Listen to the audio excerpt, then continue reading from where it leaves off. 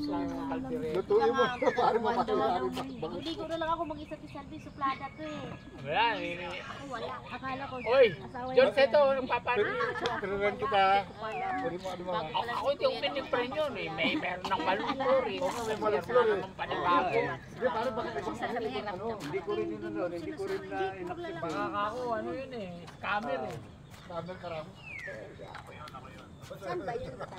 Hindi ko pinapansin. Hindi mo ba nare-reach si Tata, John? Hindi, wala, hindi pala. Walang cellphone siya, gano'n na, para ano.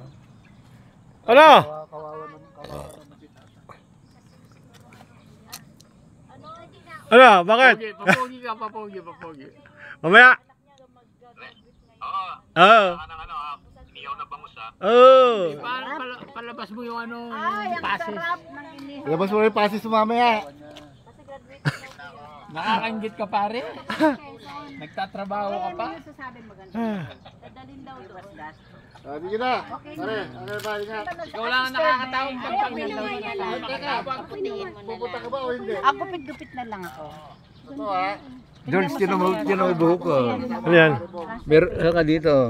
May pangkahit ako eh. Yung Ah, labaha, bumili ako ng Ah, bumili labaha. ka. Ang hindi ko lang maahit dito, tinan mo.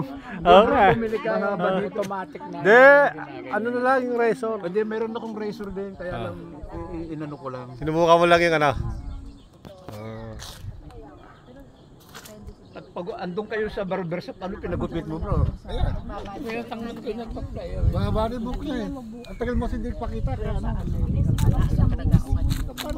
Nangingilid ang luha. Oh, tinan mo ako. Oy, ba't nagsusombrero?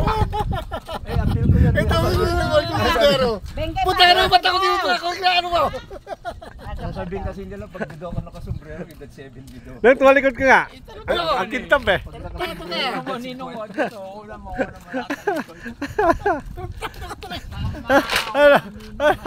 Ang kintab ah. Okay. Bye-bye.